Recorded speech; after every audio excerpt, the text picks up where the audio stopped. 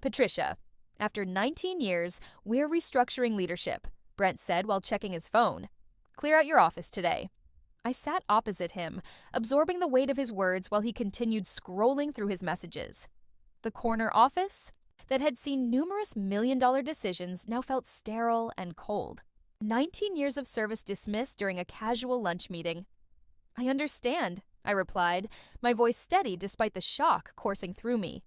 Thank you for the opportunity to serve Drexler Capital all these years. Brent finally glanced up, seemingly surprised by my composure. He had expected tears, perhaps a scene, something to justify security protocols. My calm acceptance seemed to both relieve and disappoint him. Human resources will manage your exit paperwork, he continued, already turning back to his computer. Jennifer will coordinate your final paycheck and severance. I nodded, stood up, adjusted my blazer, and walked out. The glass door shut behind me with a soft click that felt more final than a slam. My name is Patricia Long. At 58 years old, I've devoted nearly 2 decades of my life to Drexler Capital in Minneapolis, Minnesota, building their regulatory compliance framework from scratch. I created the proprietary reporting system that has kept us in perfect standing with the Securities and Exchange Commission for 15 consecutive audits. My work wasn't glamorous or celebrated at company events, but it was meticulous, crucial, and until today, valued. As I walked back to my office, passing colleagues who had no idea what had just happened, I thought about the SEC audit scheduled for the following Wednesday. For 5 months, I had been preparing the necessary documentation, running the complex, algorithms that generated our compliance reports, and organizing the data that would demonstrate our adherence to federal regulations. I reached my office and closed the door, leaning against it for a moment. On my desk sat the preliminary audit materials, a stack of annotated printouts that only I fully understood. My computer held the only complete map of our reporting system. Architecture. My password-protected drives contained the verification codes required to certify our final submission, and now I had until 5 p.m. to pack my belongings and leave. I looked at my calendar, where next week's SEC audit was highlighted in red. 5 business days away. I didn't smile. I didn't need to. The timer had already begun counting down, and Brent had just severed the only wire that could disarm it. I first joined Drexler Capital in 2004 when it was still a mid-sized investment firm with ambitious growth plans. I had spent the previous decade building regulatory systems for banks, and Drexler needed someone who could establish a solid compliance framework to support their expansion. We need someone who understands where the industry is headed, Harold. Drexler, the founder, had told me during my interview, someone who can build a system that will scale with us. Harold was a visionary who recognized that proper compliance wasn't just a regulatory obligation, but a competitive advantage. Under his leadership, I designed a proprietary reporting system that anticipated regulatory changes years before they were enacted. When the 2008 financial crisis struck and new regulations flooded in, Drexler Capital was prepared while competitors floundered. "That's why I hired you, Patricia," Harold had said, clapping me on the shoulder after we sailed through our first post-crisis audit. "Because you see around corners." For years, I had worked 60-hour weeks continuously updating and refining the system. I trained staff, documented processes, and personally managed the critical verification steps that required my specialized credentials. When Harold retired 5 years ago, passing leadership to his son-in-law, Brent Covington, I had hoped my contributions would continue to be acknowledged. But Brent was different. He viewed compliance as a cost center rather than insurance against catastrophe. In quarterly meetings, he would glance at his watch while I explained system updates. During budget discussions, he questioned the resources allocated to my department. Gradually, my team shrank from 12 specialists to just 4, with most of the institutional knowledge concentrated in my head by necessity. "We need to run lean," Brent would say. "The market rewards efficiency." What he never understood was that my department's efficiency stemmed from expertise, not headcount. I had designed the system to require minimal personnel, but those who operated it needed specialized knowledge that took years to develop. Last month, during our preparations for the upcoming SEC audit, I had requested a meeting with Brent to discuss succession planning. At 58, I wasn't planning immediate retirement, but I wanted to ensure continuity. We should establish a knowledge transfer process, I had explained. The reporting system requires specific expertise that currently resides primarily with me. Brent had nodded, made a note, and promised to follow up. That follow-up, it seemed, was today's dismissal.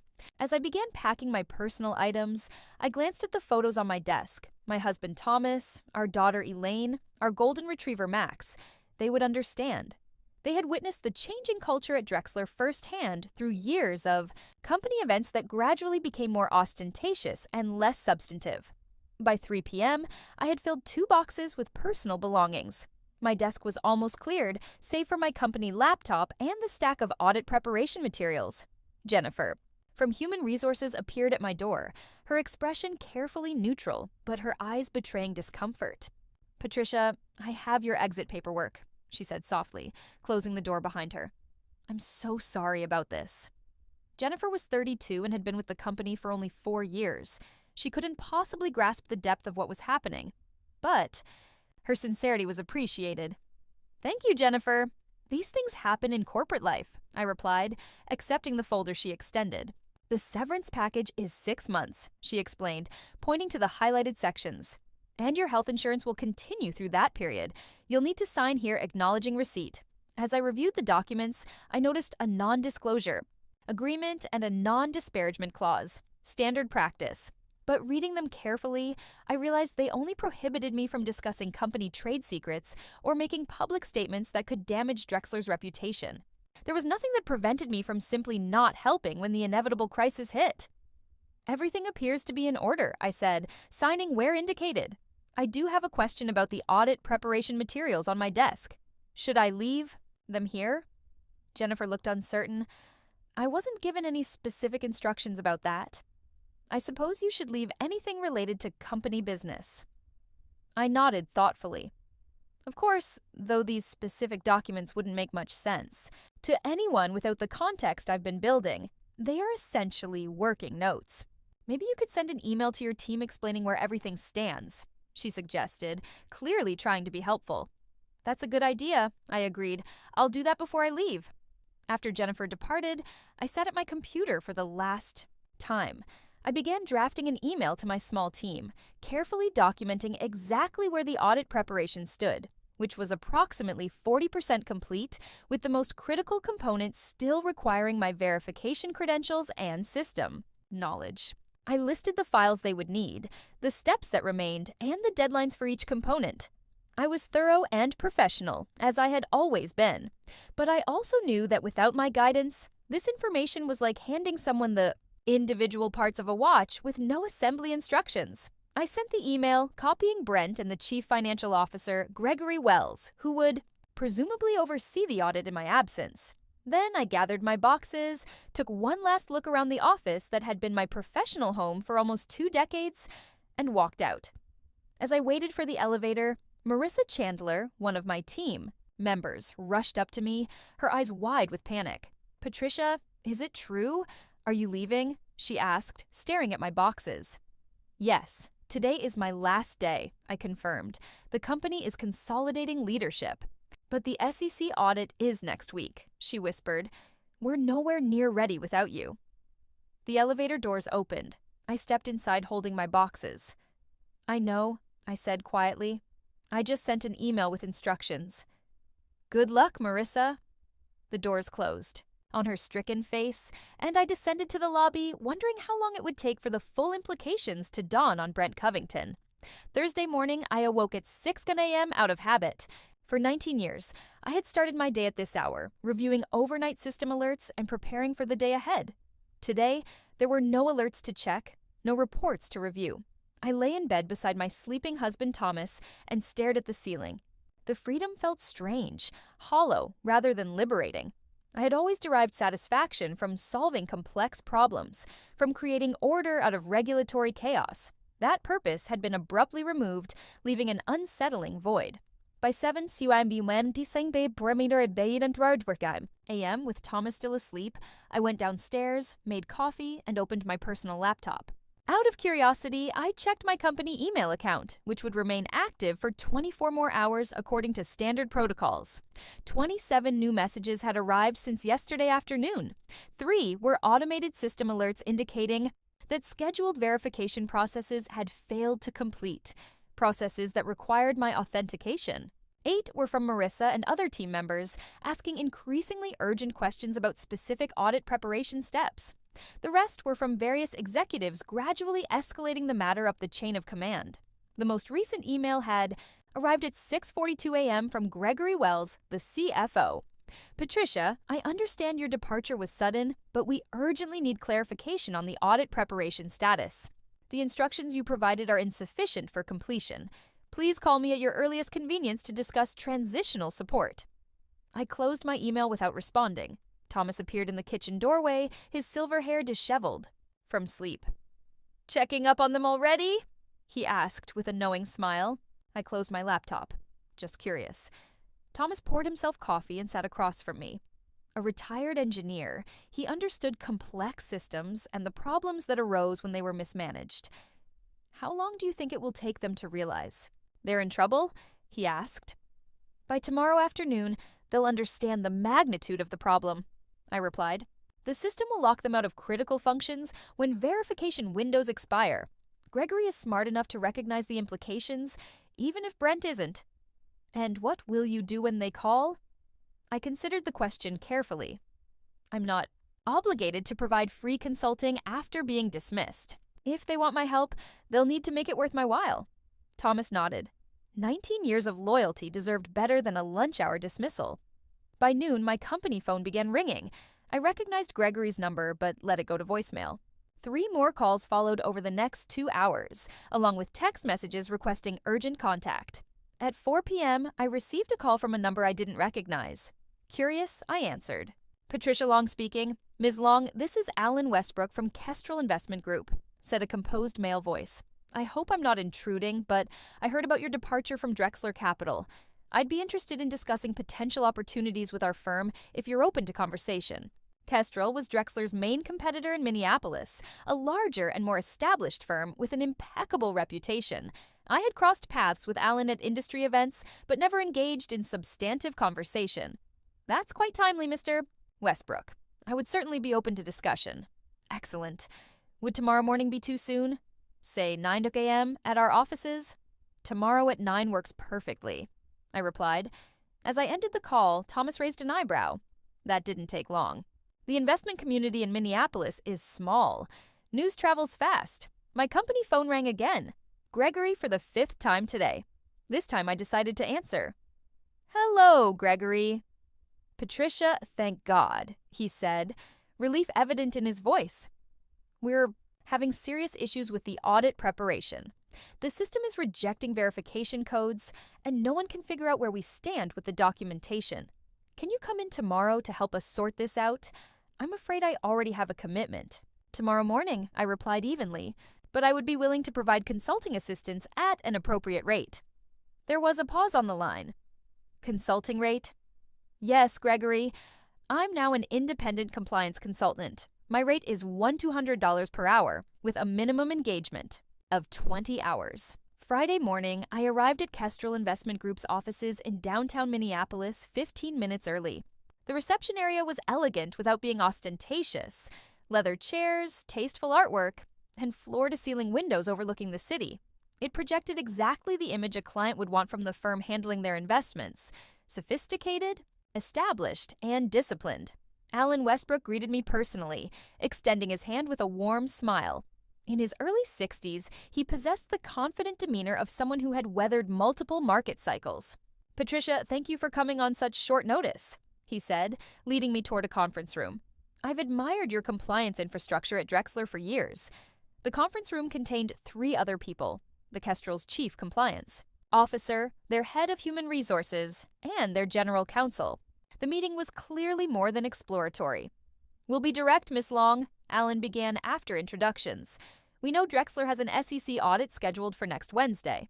We also know that you built their compliance reporting system and were solely responsible for critical verification processes. Their dismissal of you 5 days before a major audit suggests either remarkable confidence or remarkable foolishness."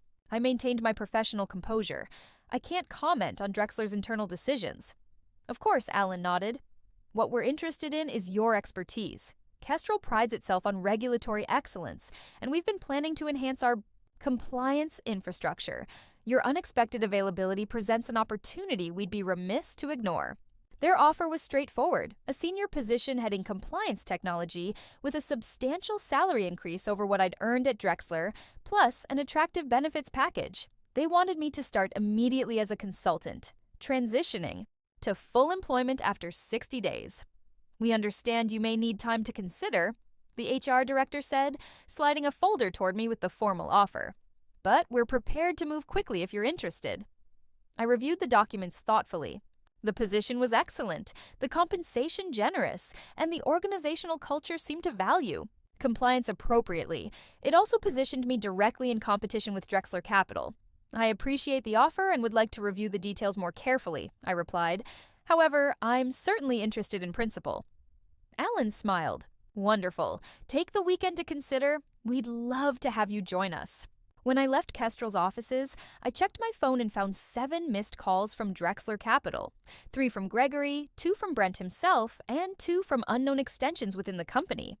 There was also an email from Brent with the subject line, "Urgent consulting arrangement." I read it while waiting for my car in the parking garage. "Patricia, I understand you've offered consulting services to assist with our upcoming audit. While the rate seems excessive, we recognize the time sensitivity and are prepared to engage your services immediately. Please call me to discuss details." Brent, just as I finished reading, my phone rang again. "Gregory, Patricia, have you considered our request?" he asked when I answered, his voice tense.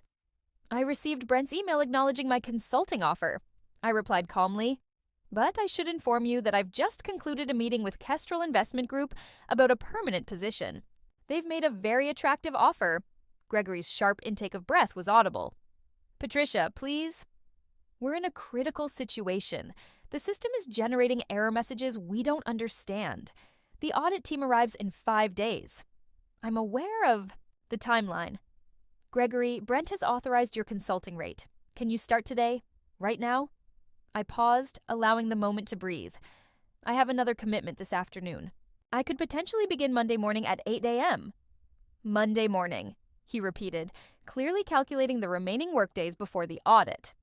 "That leaves us just Monday and Tuesday to prepare." "Yes," I replied simply. "That's correct." By Monday morning, the panic at Drexler Capital had reached fever pitch. Over the weekend, I had received 17 more calls and 15 emails, escalating in urgency.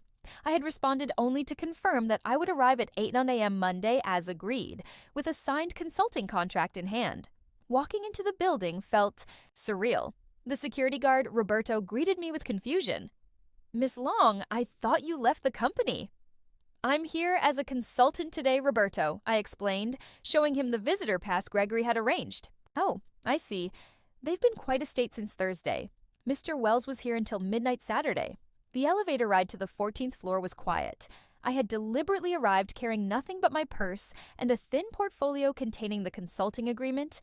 I wore a new suit, charcoal gray with subtle pinstripes, purchased over the weekend specifically for this occasion and for my upcoming meeting with Kestrel on Wednesday. It was important to mark visually that I was no longer an employee, but an outside professional. The office was unusually active for 8 a.m. As I walked through the floor toward the conference room where we'd agreed to meet, I saw stressed faces and heard urgent conversations. Marissa spotted me and hurried over. "Patricia, thank God it's a complete disaster. Nothing is working properly." "Good morning, Marissa," I replied with professional distance. "I understand there are issues with the audit preparation." Her eyes widened slightly at my tone, but before she could respond, Gregory appeared from the conference room. "Patricia, thank you for coming. Everyone's waiting inside." The conference room contained Brent, Gregory, the entire compliance team, and 2 IT specialists I recognized. Brent's usual polish was noticeably diminished, his shirt slightly wrinkled, dark circles under his eyes. "Let's get started," he said. "Without preamble, we have a critical situation with the SEC audit tomorrow." "Wednesday," I corrected calmly. "The audit is scheduled for Wednesday at 9 a.m. "Tomorrow is Tuesday," Gregory interjected. "We essentially have today and tomorrow to prepare." I placed my portfolio on the table and removed the consulting agreement. "Before we begin, I'll need..." This signed and the initial payment processed, 20 hours at $1,200 per hour for a total of $24,000. Brent's jaw tightened, but he nodded to Gregory, who took the agreement. "We'll process this immediately," Gregory assured me. "In the meantime, can you help us understand what's happening with the system?" I turned to the large monitor on the wall where they had displayed the reporting system dashboard. Red error messages populated nearly every module. What you're seeing is the system protecting itself. I explained the compliance reporting framework operates on a principle of progressive verification. Each module requires authentication at critical points to ensure data integrity for SEC purposes. When those verifications aren't completed within scheduled windows, the system locks those modules to prevent potentially inaccurate reporting. "And you're the only one with authentication credentials," Brent stated flatly. "That's correct. As we discussed multiple times over the years, the system was designed with segregated authentication to prevent internal manipulation of compliance data. It's actually a selling point with regulators. It demonstrates our commitment to reporting, integrity." The room fell silent as the implications sank in. Without my credentials and expertise, the system would remain locked, and the SEC would arrive to find Drexler Capital unable to produce required compliance documentation. "What exactly would happen if we can't provide these reports to the SEC?" asked one of the junior team members. Gregory and Brent exchanged worried glances. "At minimum, substantial fines," Gregory replied. "At worst, trading restrictions while we're investigated for compliance failures." I smiled politely. Shall we begin? By Tuesday afternoon, it was clear that even with my assistance, Drexler Capital wouldn't be fully prepared for the audit. We had managed to unlock the system modules and verify about 60% of the required documentation, but critical components remained incomplete. "This is normally a 5-week process," I explained to the increasingly tense room. "We're attempting to compress it into 2 days. Brent paced behind the conference table, occasionally checking his phone. "What are our options at this point?" "You could request a postponement from the SEC," I suggested, cite the recent organizational changes as the reason, and telegraph to the regulators that we've disrupted our compliance function right before an audit. Gregory shook his head. "That raises more red flags than it solves." Brent stopped pacing. "Patricia, what would it take to complete everything by tomorrow morning?" I considered the question honestly. Working through the night might get us to 80% completion, but the risk management adjustments require board member signatures, and 3 modules need full verification cycles that take at least 12 hours to process properly. "So, it's impossible," Gregory concluded. "Not impossible," I corrected, "but beyond the scope of our current consulting agreement, which ends at 5:01 p.m. today." Brent's expression darkened. "You're saying you'll leave at 5:00 p.m. regardless of our status? I have a prior commitment tomorrow." "Morning," I replied calmly. "A final interview with Kestrel Investment Group." The room fell silent again. Everyone present understood what that meant. I was not only leaving them unprepared for their audit, but joining their primary competitor. "How much?" Brent finally asked. "To stay until it's done." "Name your price." I closed my laptop and gathered my notes methodically before responding. The remaining work would require approximately 30 additional hours of my time at an emergency rate of $1,800 per hour given the overnight requirement. That's $54,000 payable immediately. Brent didn't hesitate. "Done, Gregory. Process the payment right away." I nodded, reopening my laptop. "Then I suggest everyone get comfortable. It's going to be a very long night." Wednesday morning arrived with grim faces and empty coffee cups littering the conference room. We had worked through the night, and while we'd made substantial progress, the system was still processing final verifications when the receptionist called to announce that the SEC audit team had arrived. "They're early," Gregory muttered, checking his watch. "It's only 8:30. "Stall them," Brent instructed. "Offer coffee, give them the guest Wi-Fi password, whatever. It takes." I watched the progress bar on the final verification module. 87% complete. At the current rate, we needed at least another 30 minutes. "Should I go welcome them?" I asked innocently. As the compliance consultant, Brent's gaze snapped to me. "Absolutely not. I don't want them knowing we had to bring you back." As a consultant, I nodded understandingly. "In that case, you'll need to explain the incomplete modules yourself. The documentation package should include a disclosure about the current status." Gregory looked alarmed. We need to disclose that we're not fully prepared. SEC Regulation 17A4 requires full transparency regarding any compromised compliance processes. I explained. Attempting to conceal the system status would constitute a serious violation. Brent's face flushed red. This is absurd. We paid you $78,000 to fix this situation. You paid me to assist with audit preparation on an emergency basis. I corrected. I've done exactly that. The fact that the system cannot be fully prepared in the time available is a consequence of decisions made before our consulting arrangement. Began, the verification progress bar reached 91% as voices became audible from the reception area. The SEC team was being escorted to the designated audit room. What do we do now? Gregory asked, desperation evident in his voice. I picked up my belongings and straightened my suit jacket. You tell them the truth. 3 weeks later, I sat in Alan Westbrook's office at Kestrel InvestMe. How's our new system implementation progressing? Alan asked, changing the subject. On schedule. We should have the framework completed within 6 weeks, well before our next audit cycle. Excellent. The board was extremely impressed with your presentation last week. They've approved the additional budget you requested for specialized staff. As Alan left, I turned back to my computer where I was drafting job descriptions for the compliance technology team I would be building. Unlike at Drexler, this team would have proper redundancies, thorough documentation, and distributed expertise, measures I had advocated for years but had been denied due to budget constraints.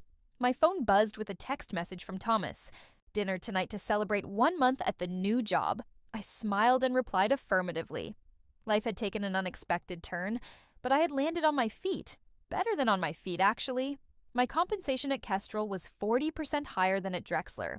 My role had expanded, and the culture valued regulatory excellence as a competitive advantage rather than a necessary evil. Later that afternoon, I received an email from Harold Drexler himself. Patricia, I hope this finds you well. I've returned, temporarily to address the situation at Drexler Capital, and I wanted to reach out personally. The decisions made regarding your position were short-sighted and have cost the company dearly. While I understand you've moved on to what I hear is an excellent opportunity, I wanted to express my personal regret about how things were handled. Regards, Harold. I appreciated Harold's message but felt no inclination to respond immediately. Perhaps in time the sting of dismissal would fade, but for now I was focused on building something better at Kestrel. The events of the past month had taught me an important lesson. True value isn't always recognized until it's gone. Expertise built over decades cannot be consolidated away without consequences. And sometimes the most powerful revenge isn't taking action. It's simply stepping aside and allowing reality to deliver its own harsh lessons. As I looked toward the future, I knew that the best response to underappreciation wasn't bitterness, but excellence on a new stage where that excellence would be valued. And that's exactly what I intended to deliver.